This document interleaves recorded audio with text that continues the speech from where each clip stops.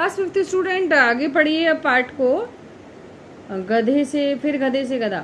ठीक है, मज़ा आ रहा है ना आपको इस पाठ को पढ़ने में? बच्चों, हम क्लास में होते, स्कूल में आते तो हम इस पाठ को पढ़ने में और भी आपको अच्छा लगता, लेकिन अभी आप इसी माध्यम से पढ़ रहे हैं क्योंकि हमें एक कोरोना नाम की जो महामारी है उससे भी तो बच कर रहना है ना, इसलिए आप घर में ही रहिए और मेरे साथ ऐसे ही पढ़ाई करिए। ठीक है, तो देखो फिर क्या हुआ, पत्नी राजी हो गई। अब उसकी पत्नी भी ज़्यादा पढ़ी लिखी नहीं थी और वो भी, उसने भी सोचा कि चलो ऐसा हो जाए तो बढ़िया ही है, हमारे कोई बच्चा तो है नहीं है, गधा ही हमारा बच्चा बन जाएगा तो बढ़िया रहेगा।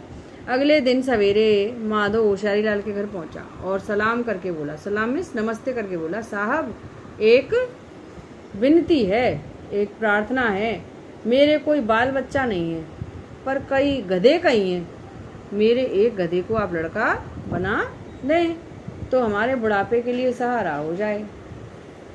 होशियारी लाल यह सुनकर हैरान रह गया। उसने कहा, भले आदमी, तुम्हारा दिमाग तो खराब नहीं हो गया? क्या अंट संट बक रहे हो? कहीं गधा भी आदमी बन सकता है? माधव ने गिड़गिड़ा कर कहा, मतलब वो और भी गिड़गिड़ाने लगा, विनती करने लगा, वो पैरों में पड़ गया। मुझे टालो मत साहब, मैं अपने कानों से सुन चुका हूँ। कल आप खुद ही कह रहे थे कि आपने बहुत से गधों को आदमी बनाया है, मेरा काम आपको करना ही होगा। उसने सोचा शायद मैं छोटा आदमी हूँ, कपड़े धोने वाला हूँ, इसलिए मुझे इसे ये मना कर रहे हैं, वरना और बच्चों को तो गधे से आदमी बना देते हैं, मेरे लिए मना कर रहे हैं। तो वो बेचारा गिड़गिड़ाने लगा। होशियारी लाल ने माधव को बहुत समझाया पर माधव ने एक न मानी। हार कर होशियारी लाल ने सोचा इसे बेवकूफ़ बनाना चाहिए। अब जब वो मान ही नहीं रहा था तो होशियारी लाल ने सोचा अब जरा इसकी बेवकूफ़ी का फ़ायदा उठाओ। उसने क्या किया, कुछ सोच कर उसने कहा, देखो मेरे भाई, यह काम मैं करता नहीं हूँ पर तुम्हारी खातिर कर दूंगा, मतलब मैं तुम्हारे लिए कर दूंगा। मतलब बड़ा एहसान जता रहा है, उसको पागल बना रहा है। मैं तुम्हारे गधे को आदमी बना दूंगा पर इसमें समय भी लगेगा और धन भी। अब देखो उसने, होशियारी लाल ने कितनी चालाकी खेली, और ऐसे चालाकी से किसी को बेवकूफ़ नहीं बनाना चाहिए। बेचारा वो अनपढ़ है, उसको समझाना चाहिए था। माधव ने पूछा, कितने रुपए लगेंगे होशियारी लाल जी, और समय कितना लगेगा? होशियारी लाल ने कहा, 6 महीने और 200 रुपये। माधव ने खुश होकर कहा, तो मैं कल रुपए ले आऊँगा।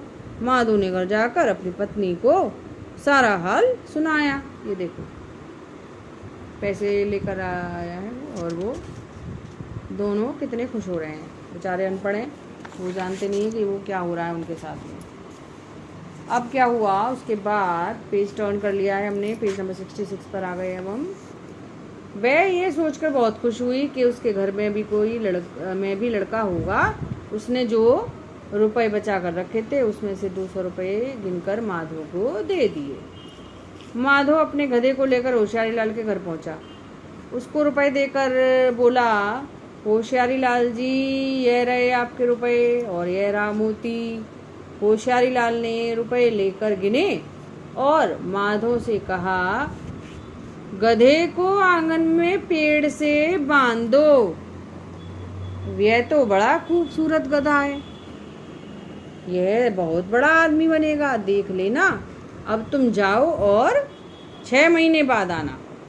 माधव चला गया तो होशियारी लाल ने रुपए तो संदूक में रख लिए और गधे को जंगल में छुड़वा दिया। जब 6 महीने बीत गए तो माधव फिर होशियारी लाल के पास पहुंचा। उसे देखते ही होशियारी लाल जी ने कहा, भले आदमी, तुम कहाँ रहते थे इतने दिन? तुम्हारा मोती तो बहुत बड़ा आदमी बन गया, वह बनारस का काजी बन गया। काजी मीन्स जो मस्जिद में जैसे हमारे यहाँ पंडित होते हैं ना, पुजारी, जो पुजारी पूजा करवाते हैं, ऐसे ही मस्जिद में काजी होते हैं, वहीं जाकर उससे मिलो। माधव ने कहा, वह मुझे पहचानेगा? होशियारी लाल ने कहा, जरूर पहचानेगा, तुम अपने साथ उसका दानों वाला थैला जरूर लेते जाना। वह चाहे तुम्हें भूल जाए लेकिन उस थैले को कभी नहीं भूल सकता। माधव दौड़ता घर पहुंचा और सारा किस्सा अपनी पत्नी को सुनाया।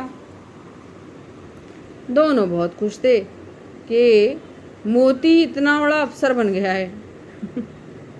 दूसरे दिन वह बनारस चल पड़ा